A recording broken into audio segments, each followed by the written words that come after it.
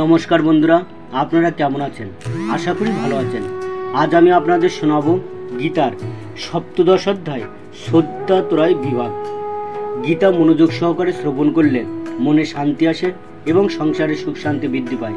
চ্যানেলের পক্ষ থেকে সবাইকে প্রীতি ও শুভেচ্ছা জানিয়ে শুরু করছি আজকের বিষয় গীতার সপ্তদশ অধ্যায় শ্রদ্ধাত্রয় বিভাগ। অর্জুন জিজ্ঞাসা করলেন, হে কৃষ্ণ, যারা শাস্ত্র বিধান পরিত্যাগ করে শ্রদ্ধা সহকারে দেবদেবীর পূজা করে তাদের সেই নিষ্ঠা কি সাত্ত্বিক, রাজসিক না তামসিক? শ্রী ভগবান বললেন, দেহীদের স্বভাবজনিত শ্রদ্ধা তিন প্রকার, সাত্ত্বিকী, রাজসিক ও তামসিক। এখন সেই সম্বন্ধে শ্রবণ করো। হে ভরত, সকলের শ্রদ্ধা নিজ নিজ অন্তঃকরণের অনুরূপ হয়। যে যেই রকম গুণের প্রতি শ্রদ্ধাযুক্ত সে সেই রকম শ্রদ্ধাবান। সাত্ত্বিক ব্যক্তিরা দেবতাদের পূজা করে, রাজসিক ব্যক্তিরা যজ্ঞ ও রাক্ষসদের পূজা করে এবং তামসিক ব্যক্তিরা ভূত ও প্রেতাদের পূজা করে।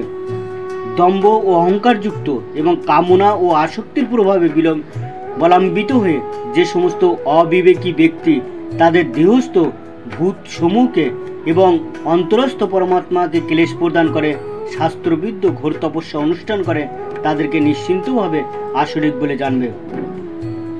সকল মানুষের আহারও তিন প্রকার প্রীতিকর হয়ে থাকে, তেমনি যজ্ঞ, তপস্যা এবং দানও ত্রিবিধ।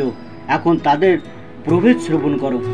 যে সমস্ত আহার আয়ু, সত্য, বল, আরোগ্য, সুখ ও প্রীতি বর্ধনকারী এবং রসযুক্ত, স্নিগ্ধ, স্থায়ী ও মনোরম, সেগুলি সাত্ত্বিক লোকেদের প্রিয়। যে সমস্ত আহার অতি তিক্ত, অতি অম্ল, অতি লবণাক্ত, অতি উষ্ণ, অতি তীক্ষ্ণ, অতি শুষ্ক, অতি প্রদাহকর এবং দুঃখ, শোক ও রোগপ্রদ, সেইগুলিকে রাজসিক ব্যক্তিদের প্রিয়। আহারের এক প্রকার অধিক পূর্বে রান্না করা খাদ্য যা নীরস, দুর্গন্ধযুক্ত, বাসি এবং অপরে উচ্ছিষ্ট দ্রব্য ও অমেদ্য দ্রব্য, সেই সমস্ত তামসিক লোকেদের প্রিয়। ফলের আকাঙ্ক্ষা রহিত ব্যক্তিগণ কর্তৃক শাস্ত্রের বিধি অনুসারে অনুষ্ঠান করা কর্তব্য। এভাবেই মনকে একাগ্র করে যে যজ্ঞ অনুষ্ঠিত হয় তা সাত্ত্বিক যজ্ঞ। হে ভরত শ্রেষ্ঠ, কিন্তু ফল কামনা করে দম্ভ প্রকাশের জন্য যে যজ্ঞ অনুষ্ঠিত হয় তাকে রাজসিক যজ্ঞ বলে জানবে। শাস্ত্রবিধি বর্জিত, প্রসাদান্ন বিতরণহীন, মন্ত্রহীন, দক্ষিণাবিহীন ও শ্রদ্ধারহিত যজ্ঞকে তামসিক যজ্ঞ বলে বলা হয়। পরমেশ্বর ভগবান ব্রাহ্মণ, গুরু ও প্রাজ্ঞগণের পূজা এবং শৌচ, সরলতা, ব্রহ্মচর্য ও অহিংসা, এগুলিকে কায়িক তপস্যা বলা হয়। অনুদ্বেগকর, সত্য, প্রিয় অথচ হিতকর বাক্য এবং বৈদিক শাস্ত্র পাঠ করাকে বাচিক তপস্যা বলা হয়। চিত্তের প্রসন্নতা, সরলতা, মৌন, আত্মনিগ্রহ ও ব্যবহার নিষ্কপটতা, এগুলিকে তামসিক তপস্যা বলা হয়। ফলাকাঙ্ক্ষা রহিত মানুষের দ্বারা পরম শ্রদ্ধা সহকারে অনুষ্ঠিত ত্রিবিধ তপস্যাকে সাত্ত্বিক তপস্যা বলা হয়। শ্রদ্ধা, সম্মান ও পূজা লাভের আশায় দম্ভ সহকারে যে তপস্যা করা হয় তাকে এই জগতে অনিত্য ও অনিশ্চিত রাজসিক তপস্যা বলা হয়।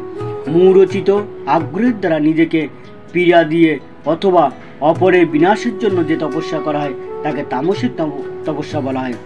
দান করা কর্তব্য বলে মনে করে প্রত্যুপকারের আশা না করে উপযুক্ত স্থানে, উপযুক্ত সময়ে এবং উপযুক্ত পাত্রে যে দান করা হয় তাকে সাত্ত্বিক দান বলা হয়। যে দান প্রত্যুপকারের আশা করে অথবা ফললাভের উদ্দেশ্যে এবং অনুতাপ সহকারে করা হয় সেই দানকে রাজসিক বলা হয়। অসচি স্থানে, অশুভ সময়ে, অযোগ্য পাত্রে, অনাদরে এবং অবজ্ঞা সহকারে যে দান করা হয় তাকে তামসিক দান বলা হয়। ওম তৎ সৎ, এই তিন প্রকার ব্রহ্ম নির্দেশক নাম শাস্ত্রে কথিত আছে। পুরাকালে সেই নাম দ্বারা ব্রাহ্মণগণ বেদসমূহ ও যজ্ঞসমূহ বিবিধ হয়েছে।